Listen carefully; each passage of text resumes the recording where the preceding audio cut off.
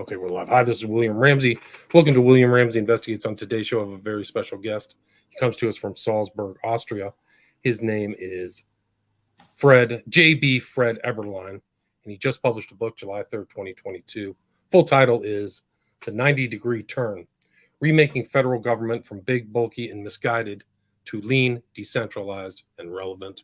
Very timely subject and very interesting book. It goes into his background of him being in DC and kind of working within the budgeting system and how DC operates, from how the sausage is made, so to speak. But he can talk more about that. So, Fred Eberlein, welcome to the show. William, thank you very much. It's a pleasure to be here. Great. So for people who may not, this is your first book, can you talk about your background? You go into your career in detail in the book. Can you talk about the whole process of your work life and what led you to write The 90-Degree Turn? Sure. Well, I went to Washington, D.C. a long time ago, 1975, to go to graduate school at American University. I had studied in Europe, actually in Austria, where I am now, back in those ancient times, and I really loved it.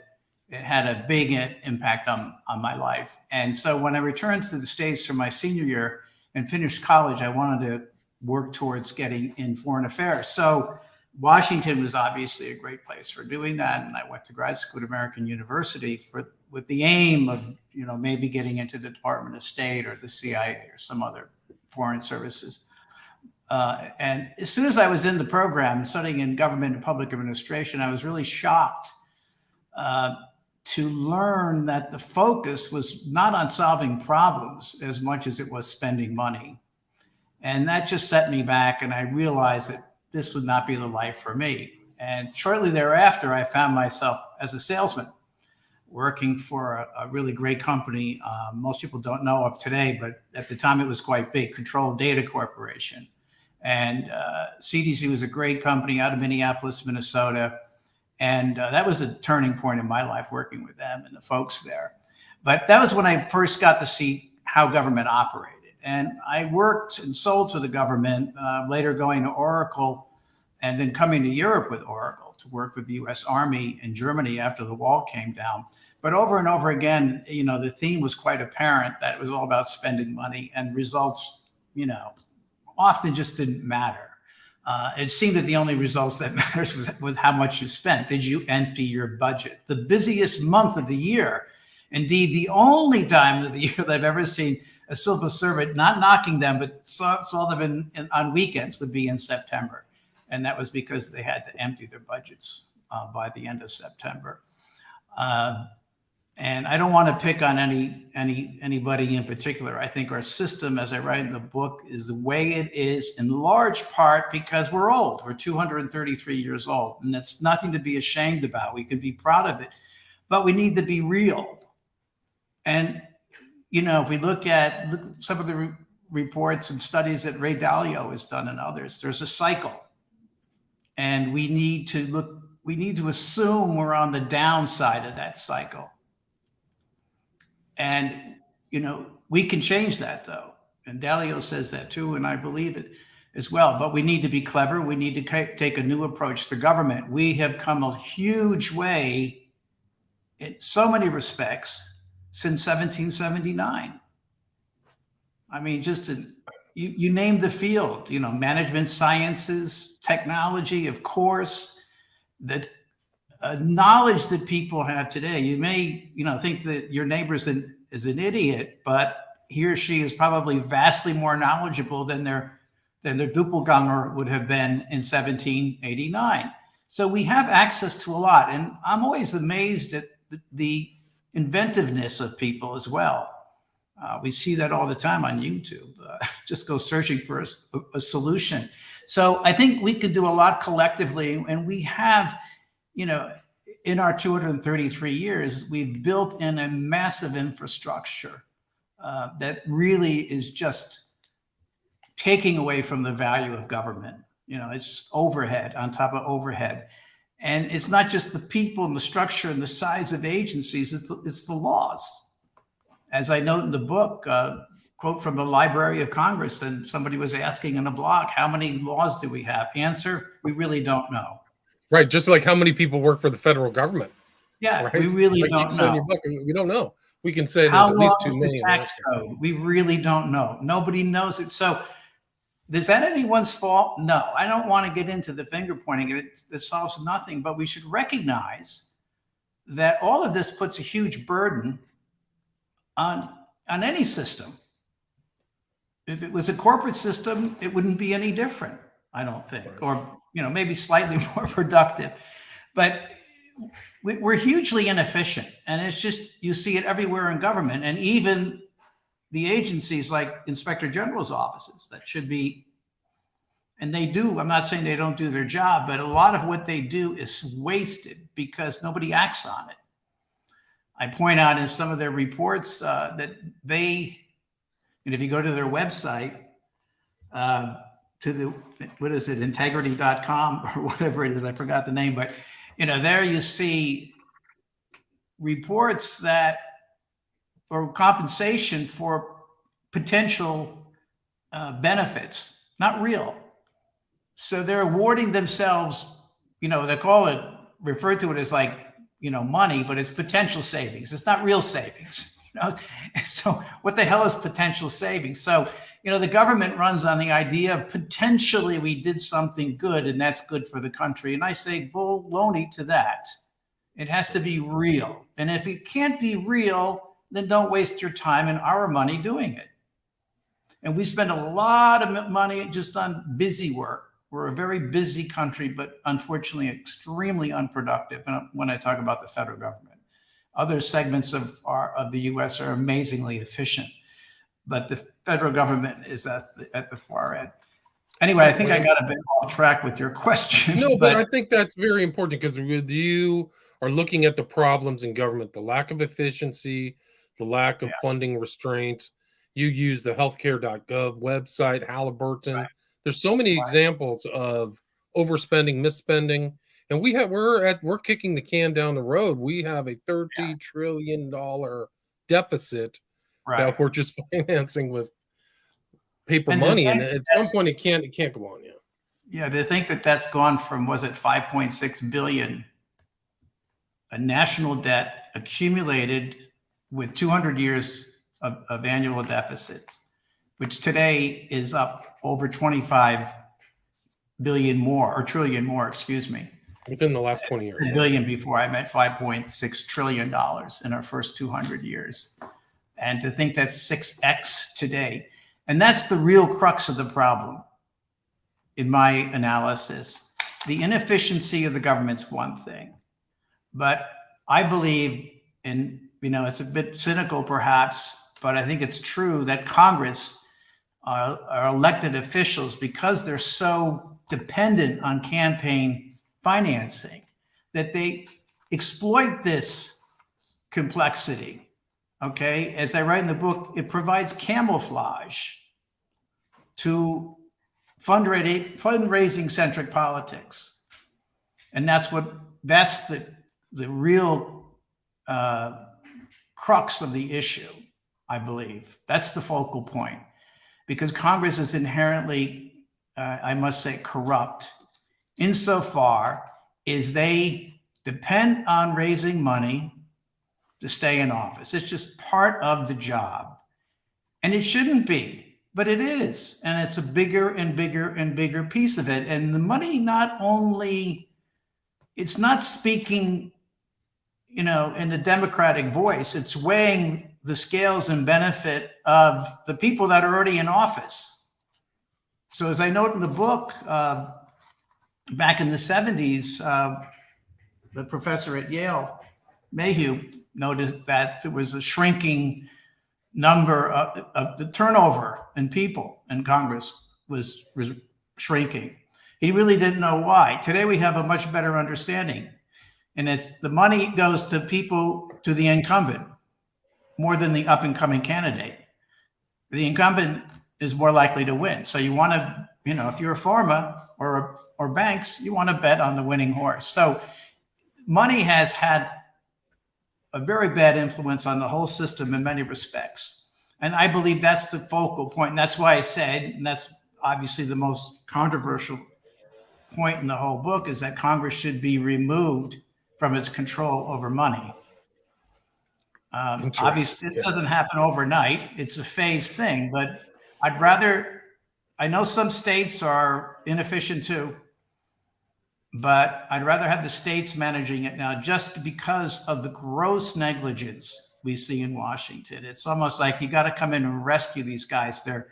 It's like they're shooting up heroin, and we have to stop them before they kill themselves and us. Right. And us, right. Like the crazy drivers at the helm driving us, spending trillions and trillions of dollars. Well, they live in this. Yeah, I'm sorry. I was going to say they live in this falsehood, and this has been promoted by many people, like on the modern monetary theory, is that debt is okay, and that's half true. That's half true, but the debt has to be put to good use, and we're not seeing that at all. I mean, really, infrastructure is falling apart and everything, and yet and lots of other issues, of course. We won't go into them, but the money involvement, it facilitates the incumbent to win, which creates another issue, which is we're not ruled by young, vibrant, free, new thinkers. We're being ruled by a gerontocracy, that some of these people. I mean, I don't understand what Pelosi says half the time. Biden, yeah, we're not getting the best and the brightest are not in there or incentivized to get in there. Very difficult, right? Yeah, there really needs to be more turnover. What I say in the book is Congress, I'm not for removing or eliminating it, but I am for having them refocus. And one area they focus on is being good managers, connecting the needs of their constituencies and states and districts with resources and assets from Washington. That's part of the idea here. And the purpose of that is to identify what areas of the federal government's bureaucracy are most needed.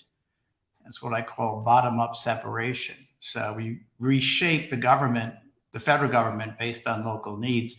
And that's what people in Congress could be doing. Maybe they're not good managers. There's too many lawyers. They're supposed to be attached to their constituency, right? And that's kind of one of your themes in the book is the solutions are bottom-up, not top-down. Right. It's a bottom-up. The bottom-up, as I say, is bottom-up separation. So the idea is through the needs monitor. And this is, broad strokes. This is a theory, right? So I didn't want to go into every last detail. It would bore the hell out of the reader. It's like, how do you explaining how to tie a shoelace? But the broad strokes are there. And the idea is that through the needs monitor, in which we assess the needs of every American that wants to participate on whatever range of issues they may have, we consolidate that and have the local governments or the state governments send these as packaged RFPs to Washington. So we're doing the reverse. Rather than Washington producing the request for proposal and putting it out to bid, the states do it, and they do it to Washington. And that way, people within the federal government can, participate in responding. Maybe it's a certain department or multiple departments. I think we'll see there's a lot of redundancy and overlap in Washington. So this is one way of identifying that. So the idea here is to really give civil servants in Washington new opportunities, and then to connect them in the process to the people on the ground that have the real need. And then we begin working through that. And it's a process. It's not like you would state a need and then, that's it, go away. It's monitoring how that's being fulfilled. So, sorry, I just had something come up on my screen. No, and so then,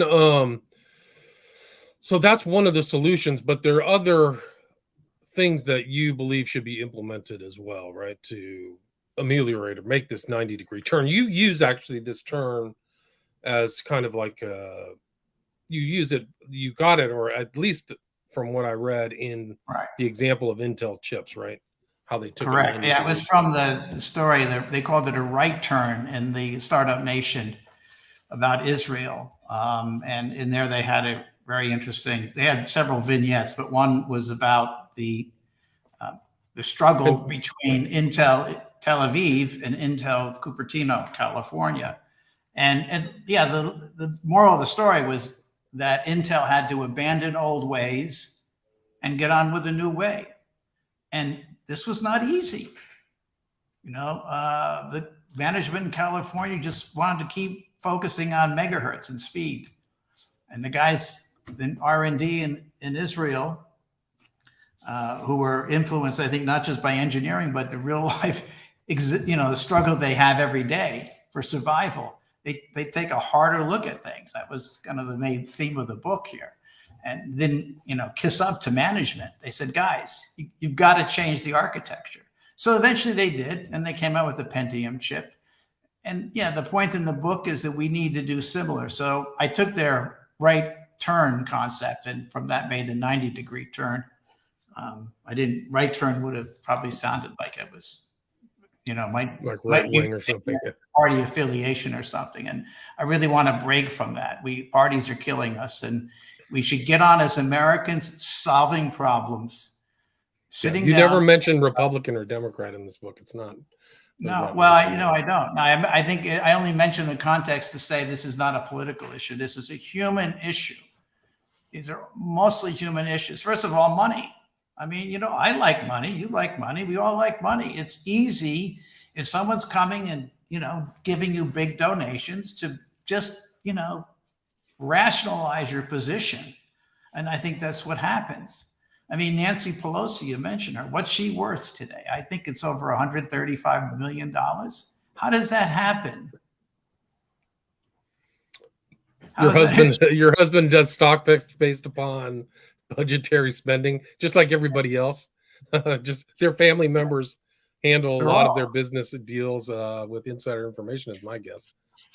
Yeah, it was legal up until 15 years ago, but right. I mean, I think they just got caught. I think Paul Pelosi got caught buying stocks for the NVIDIA chips or whatever from Taiwan. All I know is that over the years, she's given her husband, she'll say that he does all the buying, and she doesn't have any involvement with that. But I doubt that. Right. Yeah. Well, I've heard that some of these offices in Washington themselves have a stock analyst who's buying in the office, who's making stock trades based upon what's going on. I've heard that. Oh yeah, there's special groups now that are focused on just doing that. It's actually, I bring that out in the book too, because it's not used to be insider trading, and now it's no longer allowed, but there's other ways of getting information and exploiting it. So I mean, corruption is definitely part of it too, but it's all become corrupt. Like even just the systems of the fundamental systems of government, pharma, healthcare. There's no incentive to lower cost or prices. Like the U.S. government is paying list price to big pharma, right? And that's everyone's involuntary donation to a campaign. That's exactly what it is. You are being forced to pay a higher price for your drugs because CMS is not allowed to negotiate. I just heard, I think it was on the news today, that this is coming up again. They're negotiating. This has been going on for 20 years, guys. But, so yeah, they can't negotiate. So we end up paying a higher price. We have some people going to Canada for their meds, despite the fact that they're made by U.S. companies. And that's a penalty for everyone getting those meds. And that money, the difference is their donation. Whether they know it or not, that's what it is. That's the payback. 2/3 of members of Congress receive money from pharma. 2/3. And it's astonishing. I mean, it is interesting too that these campaigns in some other countries, they only allow you to campaign or get money raising for 6 weeks out of the year. There's certain things like that. Like, why don't we have those rules? Why don't we have the money out? Why don't we? And that there's other public financing of campaigns. I mean, there are options, right? There are. I to me, sometimes maybe it's too philosophical, but I think we've let freedom go too far. I mean, I like freedom, but freedom, the flip side of freedom is order, and maybe some modesty and moderation, and it's just kind of going off the rails because it's like, I have the money to spend. I can say whatever I want, right? You know, within the law. And we don't seem to take stock of the fact that if someone's on television much more often than their opposing candidate, they're just going to get the chances of them winning is higher. The other thing, and this comes out in my book too, and I quote Kahneman, who wrote this great book, Thinking Fast and Slow. And really, he's the behavioral economist that won the Nobel Prize in, I think it was 2002. But he says in that book, I think the most important words were that negativity and escape dominate positivity and approach. Negativity in campaigns, beating up on the opponent, whether it's right or wrong, is, unfortunately tapping into the worst part of the human animal. And when we only, we don't break past that to try to understand other people. We don't mind, like the 10 Commandments. What was it? Is it commandment number 9? Thou shalt not bear false witness. I'm not particularly religious, but I've read that much of the Bible, and why don't we do that and stop saying nasty things about other people, particularly when we don't know? So there's a lot of negativity in our system today. And, but I'm not even looking at that right now. I do touch on it in the book, but I think the important thing, again, to emphasize it, that what we see in our Congress, as corrupt as it is human behavior 101. And I don't think I'd be any different if I was there. I'd get caught up to it. You would. Most of us do. You get all the attention, the glamour. You're intoxicated with this attention. And, that's nice to a point, but they're intoxicated all the time. Right. I mean, there's the stories of people going to Washington to do good and being corrupted by the system are legion. Like that happens all the time. Like well-meaning people. Next thing you know, they get used to the good life, the high life. It's those districts around DC. Yeah. Sorry, I keep interrupting you. That's okay. Rude. They have in DC. Those are the residential areas around DC are now the wealthiest residential areas by mean income, I think, in the country. So yeah, there's a lot of money there for sure. A lot of cash, a lot of easy money floating around. Well, that's what I witnessed too. I was going to say, I went through that process myself. I mean, getting, first going in and thinking I was going to serve my customers in the federal government. And over time, I began to realize it was just about helping them spend their money, and finding the fastest way to do that. Well, here's the other thing is if we do not take a 90-degree turn, what are the consequences? I mean, is this ship just going to hit a big iceberg? Well, I don't know. I do say in the book, one threat or potential threat I put out there is losing the world reserve currency.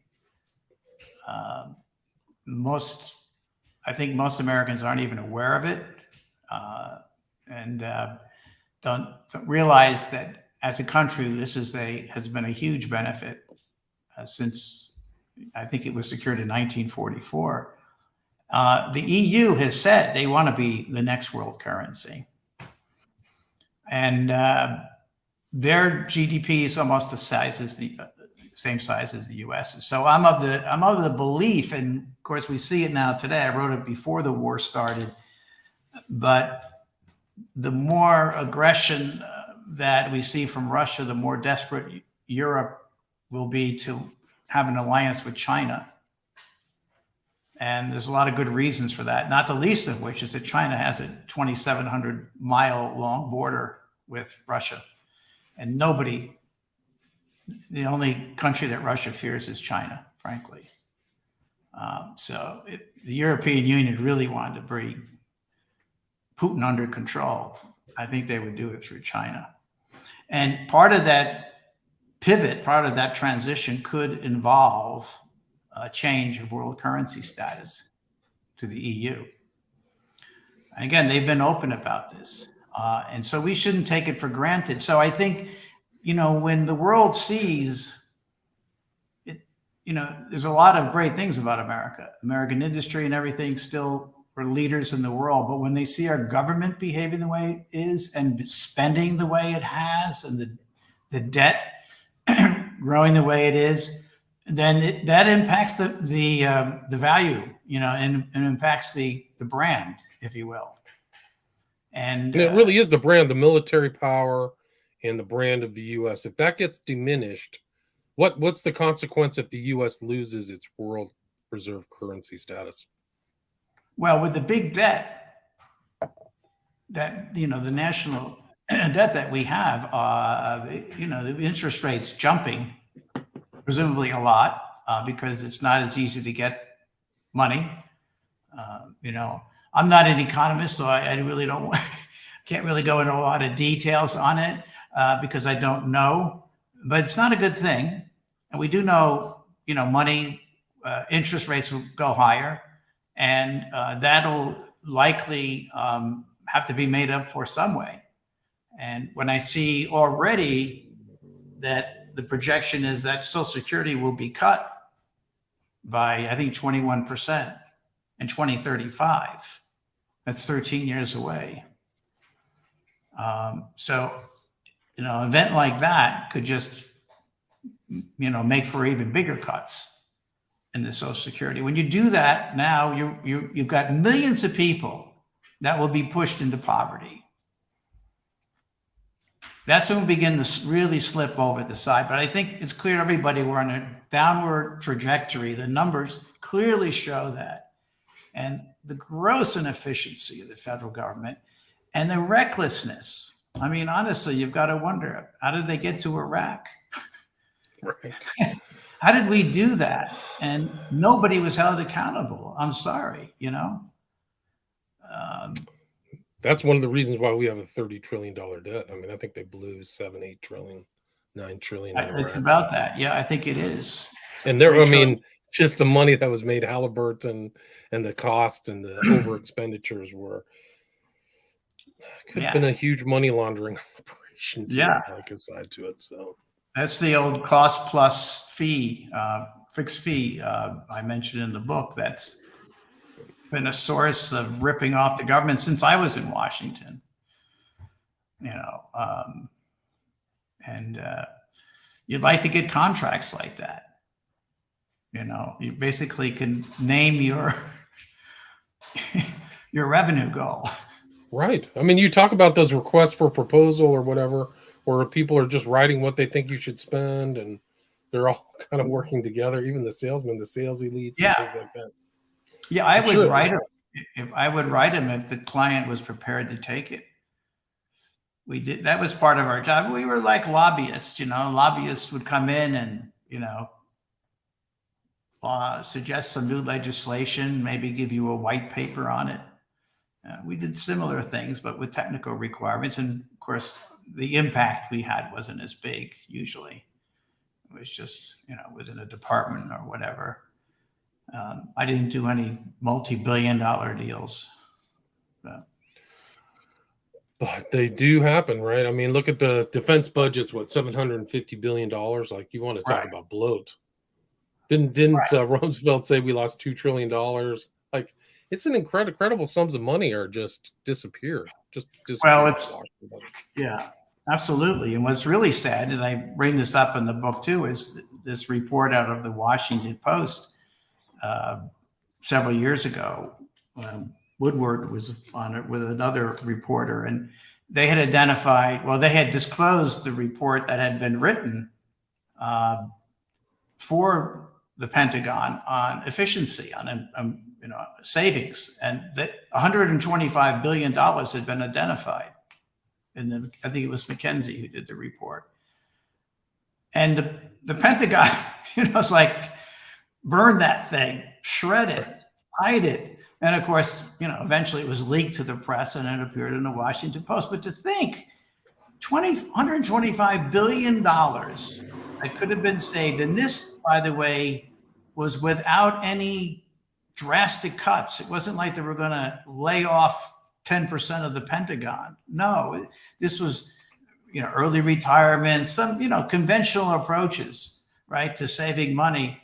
And all they wanted to do was bury it for fear that, Congress would say you're overspending. And of course, they know Congress never would anyway, but this is the game. This is the game. And it's a damn costly one. It's got to stop. Costly. Yeah. Yeah. Yeah. I mean, what'll happen is that we won't be able to sustain the debt. People won't buy our debt. And then it would just be an apocalyptic situation. Like the money, there would just be massive interest rates like back in the 70s, 18, 19%, 15%. Yeah. Off the charts. The other thing that, not just the money, it's the fact that we're so damn inefficient. It's not just about money. It's about efficiency and value. I think that's really what's missing. Every time there's a problem comes up, there's billions of dollars that are going to be allocated to addressing it. And, those are all good intentions, but the follow through is just pathetic. The efficiency, it doesn't exist. I calculate for every dollar spent by the federal government, we get less than half a penny of value in return. It's nothing. It's incredible. So we're paying, about, I do it. That's the value gap, right? Talk about a standard, I think, Ford sedan or whatever. And what that costs and what it costs to make, what it costs to buy. And, that's pretty good value. You buy a truck like that or a car, and you're getting about 91% value. The balance, 9% is the profit. Understandable. But you go to healthcare.gov and there's a website that the taxpayers paid $2 billion for at this point. A website. That is insane. When it was launched in October of 2013, I was watching CNN and I nearly fell off the couch because I've been involved in website projects. I have a background in technology. I started my own healthcare company. We developed a rather sophisticated website, and I paid for the whole thing. And I can tell you, it wasn't $2 billion. No, it wasn't. Their initial budget was, I think, $97 million. Wow. And even that was over. Somebody did an analysis and guesstimated that the actual real market cost was $4 or $5 million for healthcare.gov, right? Yeah. Yeah. That's where did all that money go? Yeah.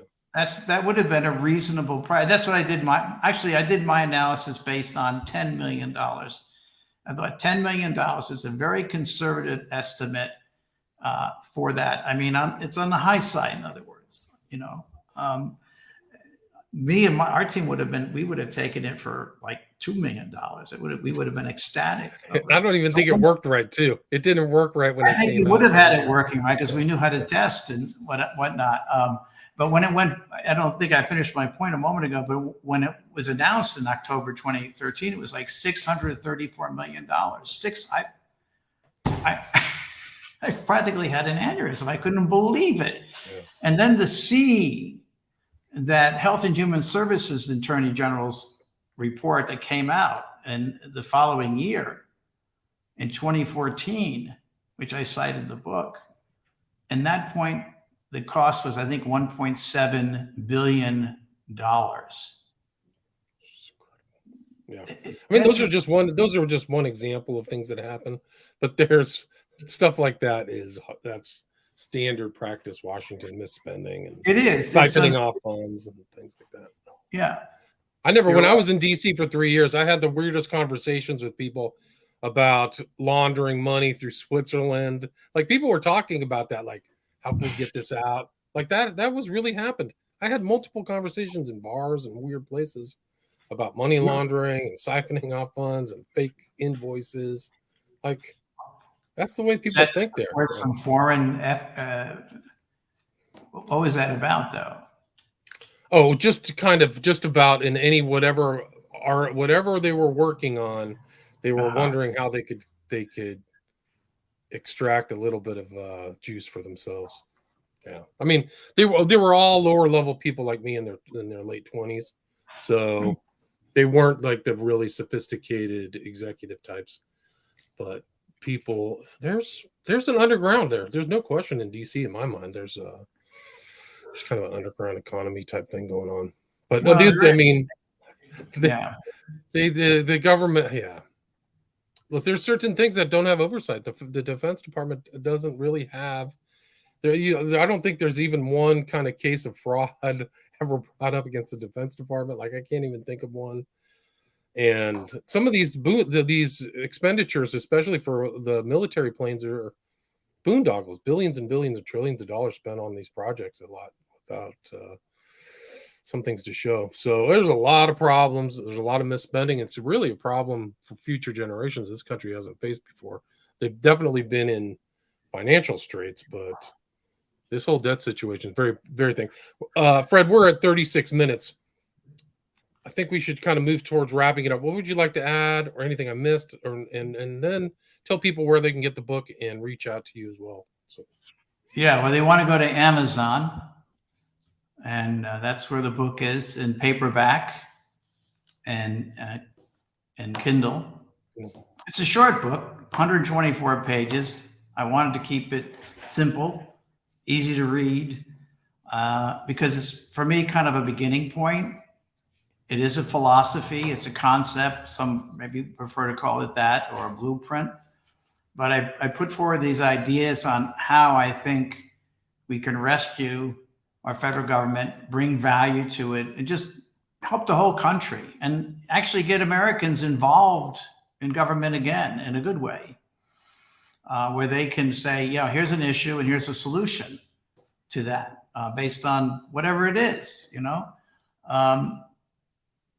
I think the local governments, again, ought to be the ones driving it. I think when it comes to things, speaking of defense and Department of Defense and their spending, I think if we bring some of those decisions like stealth bombers, I mentioned in the book, many, many other examples, but if we start looking at that in proportionality to other needs in the country, we might determine that we don't need to, you know, an arsenal that's 5x the next biggest one. Right. You know, and I think this is part of it. So the idea is to bring proportionality into the discussion, and for people to begin to realize that, you know, they're going to spend hundreds of billions on something, you know, for one thing, when that money could be applied to maybe something else. And it's really to help bring balance and common sense and streamlining into government and into our lives. Right. It makes perfect sense. It's definitely should, these principles you have in your book should be applied to DC immediately. And then where's the best place for people to reach out to you if they want to talk to you or ask questions about the book? Well, I give my email at the end of the book because I want to stay in touch. I can announce my email address now. It's jbfred.eberlein@gmail.com. So anyone's happy to hear from folks. And my plan going forward is to try to build on this and create the dialogues, have discussions, and maybe, hopefully, at some point, I'm reaching out to some academic institutions, but if there are any listening, I'd like to do some mock-ups. I think the next logical step, and this would be going back to my tech background, you know, before we build something, we want to model it. We want to prototype it. We want to see where its weaknesses are, you know, and that's the process I would take. It's highly iterative. You start with a mock-up, you have the concept, you work through it, and that can be done in a number of settings. Probably, you know, would be most logical, though, to do it in an academic setting. So, but I'm open to other ideas because, as they say a lot in the book, you know, we really need to take the steps. No doubt. Yeah, no doubt. And again, your email is jbfred.eberlein@gmail.com. And I'll put that in the show notes so you don't get distributed. Yes. Mm-hmm. And again, a really interesting book. Well done. I appreciate your time. Title of the book again is The 90-Degree Turn: Remaking Federal Government from big, bulky, and misguided to lean, decentralized, and relevant. Just published July 3rd, 2022. Thank you so much for your time. Thank you, William. Pleasure to meet you.